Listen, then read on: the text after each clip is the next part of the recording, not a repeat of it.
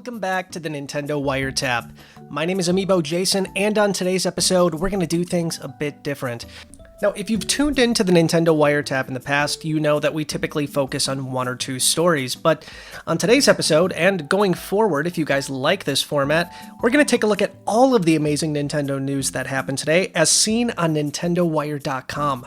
So what does that mean? Well, typically that means it's going to be a longer episode, but we're going to cover a lot more amazing content. So, without further ado, let's take a look. Alright, coming in at number 1 today, we have a prototype Nintendo 64 controller that was uncovered, and it's pretty darn amazing. Now, if you're a fan of the Nintendo 64, which I assure you, I completely am, you might know that when it was originally announced, it wasn't called the Nintendo 64, it was called the Ultra 64, and as of yesterday, we get our very first detailed look at what could have been. So these images come courtesy of Shane Beatty. I really hope I'm saying that right. So he essentially got hold of this amazing Ultra 64 controller and he tore it down on Twitter. Now, one thing to keep in mind, this controller was first seen all the way back in 1995 and really never seen since. It was pretty much only shown off in promotional material, so how he got his hands on this, I'm not quite sure, but there's a lot of really interesting things to take a look at here. The B and A are swapped internally. The Z button, I think, is one of the really interesting things about this because it's a lot smaller than the one that we knew before.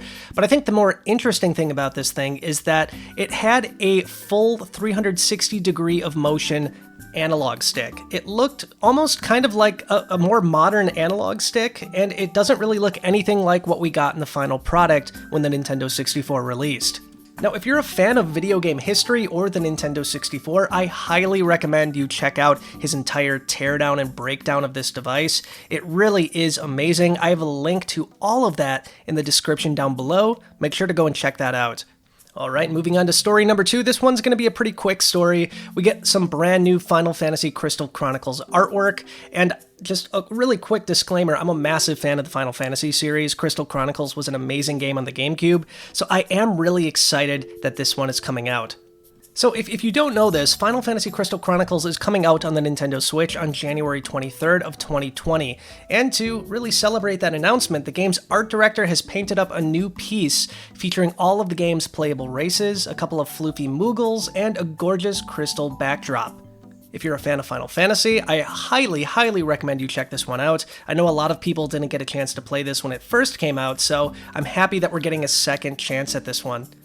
Alright, next up we have two stories about Link's Awakening. The first one is pretty cool. A company by the name of Diffused is releasing a brand new set of Link's Awakening accessories coming up this December.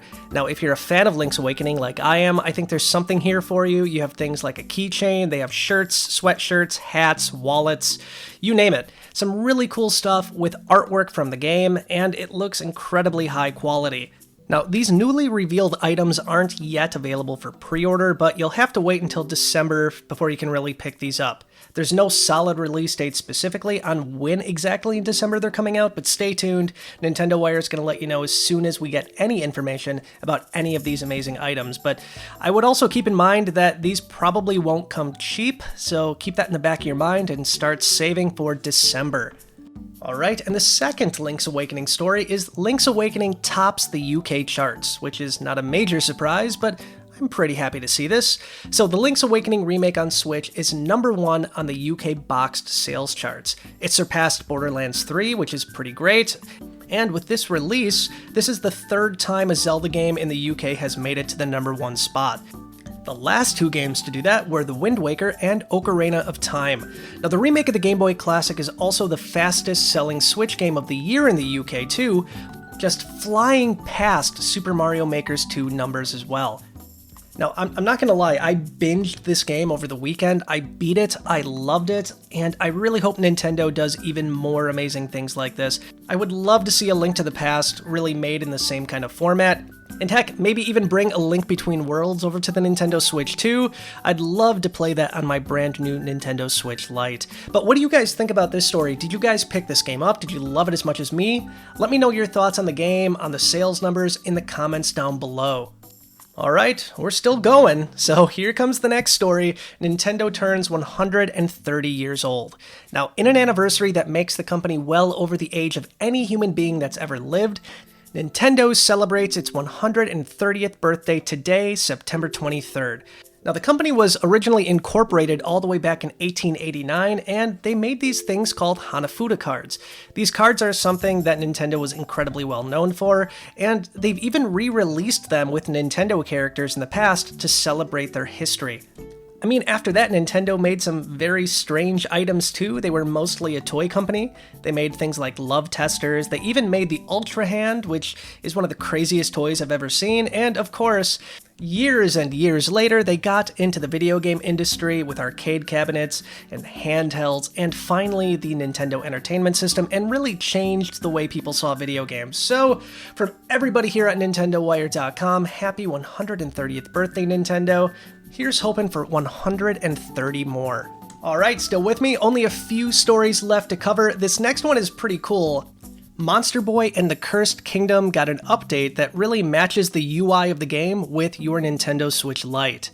Now, the just-released Nintendo Switch Lite has made the plucky little console even more vibrant than ever before, but unfortunately there aren't any themes to match up with the aesthetics, and that really kills it for me. I really want Nintendo to release themes for this thing, but thankfully, the good folks at FDG Entertainment, the developers of Monster Boy and the Cursed Kingdom, have spotted this missed opportunity, and now you can swap the UI colors in the game. So, if you have a yellow system, or a turquoise system, or even the gray system, you can now change the color of the UI to just match your system. It's a little thing, I completely get that, but it's a nice thing to see developers start to do. And I really like color coding things and coordinating things, so I'm definitely going to do this with my copy of the game as well.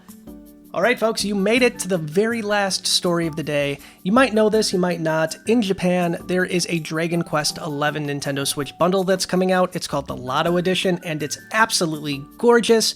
And today we get our very first look at the box. Now, once again, it doesn't seem like we're going to get this in the US. This is a Japanese exclusive console, and what you get is an older Nintendo Switch, so it's not a Switch Lite, and it has some really cool Dragon Quest artwork on the dock, and a brand new set of solid blue Dragon Quest Joy-Con.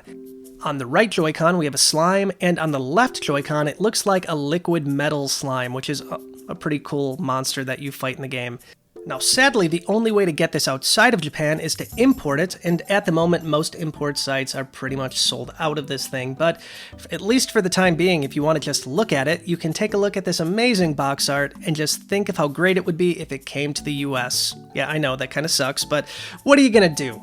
But there you go, that does it for all of today's amazing Nintendo news. I'm really curious to see, what did you think about this new format? Do you like having more stories to cover? Would you prefer we go back to the older format where we just cover one or two bigger stories?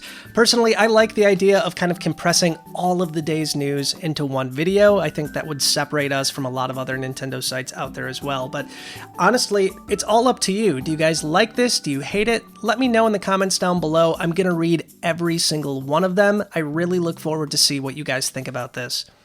And that's going to wrap up tonight's Nintendo Wiretap. I'll see you soon with yet another episode, but as always, until then, stay wired in. Bye, guys.